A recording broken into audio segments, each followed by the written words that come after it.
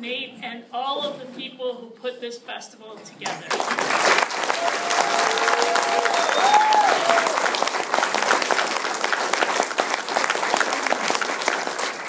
This is one-of-a-kind Wisconsin at its very, very best. I am here to talk a little bit about what's happening in the Capitol and what to do about it outside of the Capitol. And I brought with me a prop. This is the Cliff Note version of the state budget. It's 558 pages. Everything in red here is bad, and we need to get rid of it. And everything is green here is money I'm stealing to fix all the things that are bad in red.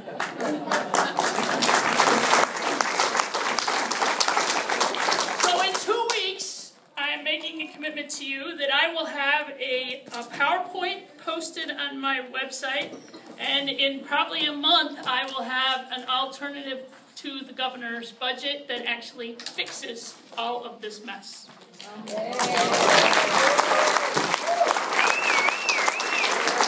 I want you to steal my stuff, okay? I want you to go to my website, download the PowerPoint, and use it in any way you can, because my main objective in doing this is getting the word out to people that this is the worst budget in, people are telling me in the Capitol, the worst budget in at least 30 years. This budget paints a stark contrast to where we stand and where the governor stands. And I am now putting the entire responsibility for this budget on the governor's shoulders. It says Summary of Governor's Budget. This is the governor's budget.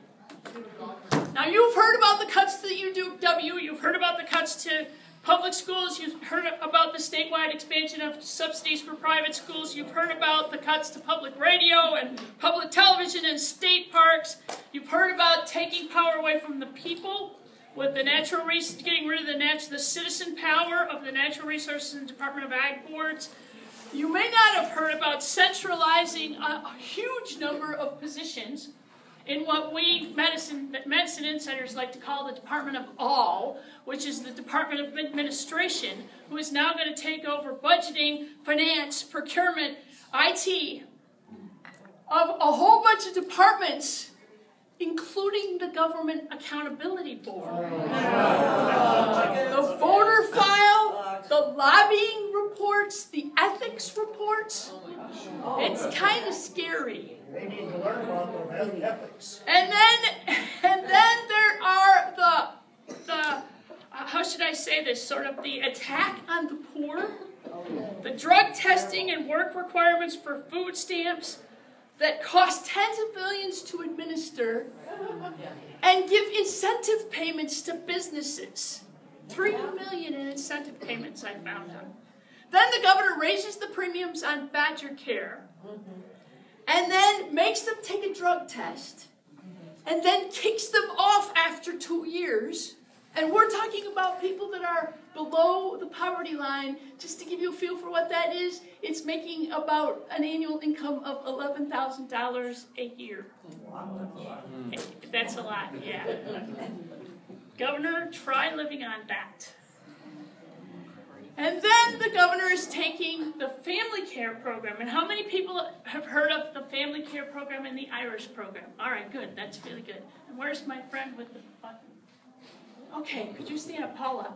Look at this little beautiful button. It says Save Iris, and it looks absolutely beautiful on her gorgeous, one of my favorite colors, blue sweater. So this is a program, as you know, for the frail elderly, developmentally disabled, and physically disabled. And it's turning this program over to a very large for-profit insurance company. And the rumors in the Capitol are that United Healthcare is poised to hire a fleet of lobbyists in the Capitol. So as if for-profit insurance companies don't do enough good denying care for services, care to people, denying services, the governor put another $8 million contract in the budget to assess whether or not the elderly and the disabled really need personal care services. Oh yeah, this is pretty crazy. So here we have a person who already has to go through a functional screen to decide what services they need. And this new private contractor is going to get an $8 million contract to supposedly save, and I added it all up, $27.6 million in personal care services. Just so you know whose job is really at stake here. The personal care wage rate for Medicaid has increased 24 cents in the last 10 years. And DHS's own 2013 study found that the community supports help keep people in their home. Surprise! Now, I want to show you the stark contrast. Okay, so there's no new increases for nursing homes, and there's no new increases for personal care workers, and we already know they don't make any money at all.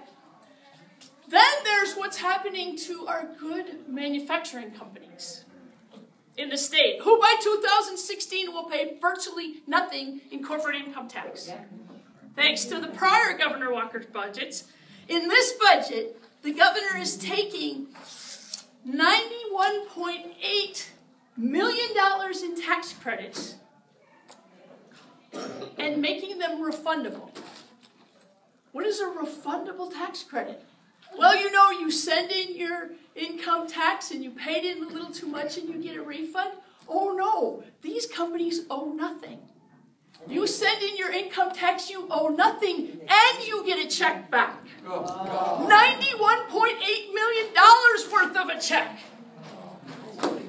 to manufacturing companies. Yes, that is refundable. Talk about corporate welfare. But woe to the poor. Woe to the poor. As what Bill Moyer says, in America we don't punish people for being poor. In some cases, we punish them for being punished. That's a direct quote from Bill Moyer. Now, you would think that the budget would be all about numbers and fixing deficits, right? Well, then there's the problem with the transportation fund, which is a wreck. The governor's borrowing $1.3 billion to deal with the problems of overspending in the transportation fund. And by the fiscal bureau analysts, nonpartisan, tell me by the end of this budget, 30 cents of every dollar in the transportation fund will be spent on debt. Yep. 30 cents of every dollar will be spent on debt. Now, speaking of debt, the governor has a cash flow problem. He spent more money, our good conservative governor spent more money this year we're in right now than he had coming in, to the tune of $800 million. So what he's doing is saying, we're not going to pay the mortgage coming due. We're going to refinance it. Yes, aren't you brilliant? We're going to refinance it, and it's going to cost the state, in just this coming budget, another $19 million in interest. In just this budget. Not to mention what's going to happen in the next 30 years. So, where are we? It's a little review. Cuts to UW, cuts to public schools, borrowing to pay for roads, not making debt payments, all in a budget that spends $3 billion more than the last budget. And you call this the American revival?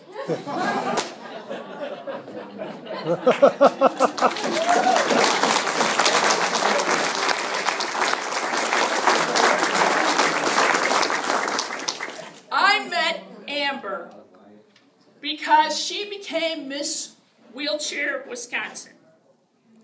The Senate passed a resolution in her honor. And her friend Robert and her friends Julia and Jason came to my office.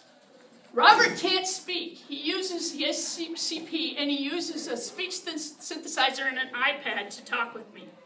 And Jason has spina bifida, and his wife Julie has cerebral palsy, and they have this amazing dog named Rose. And he said, and Julie said to me, take my pen and put it in your office and hide it. So I went around the corner, and we were with where my staff is, and went around the corner, and I hid it under my desk.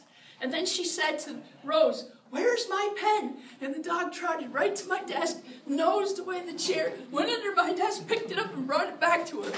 A good 25, 30 feet away from me. That was amazing.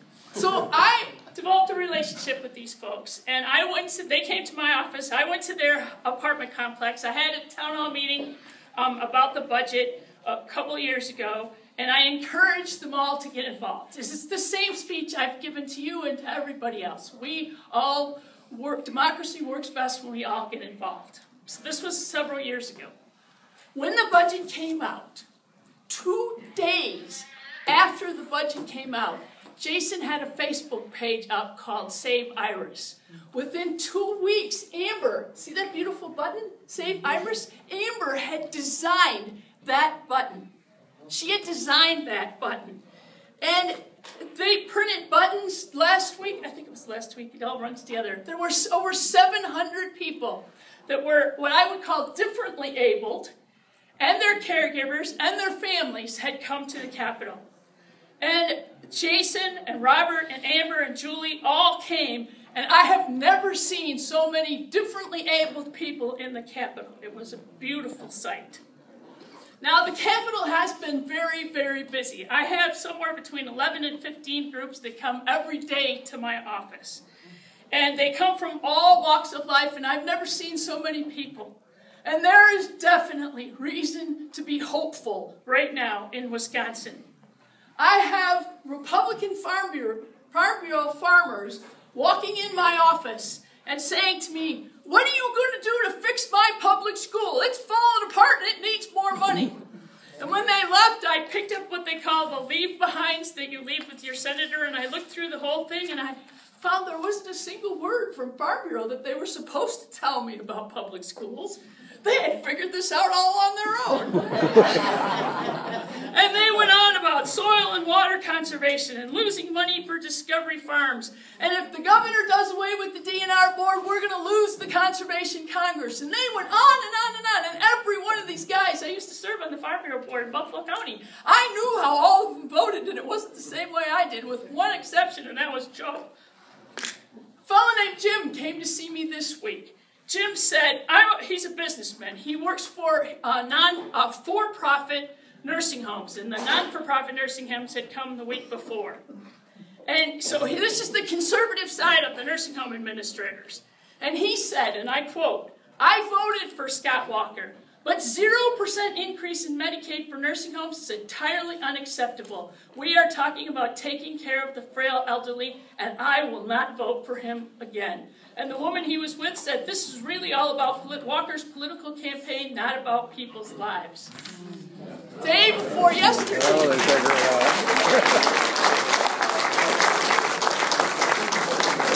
day before yesterday, I had a conversation with a Republican Assemblywoman from Western Wisconsin.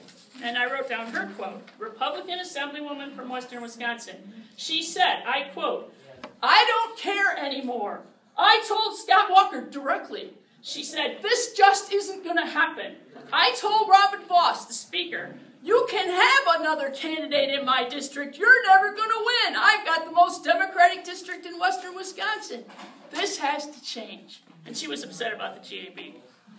Now, I have never, ever before heard my Republican colleagues come to me and say, "Kathleen, I need your numbers." Yeah. And I said, "I know where you can go."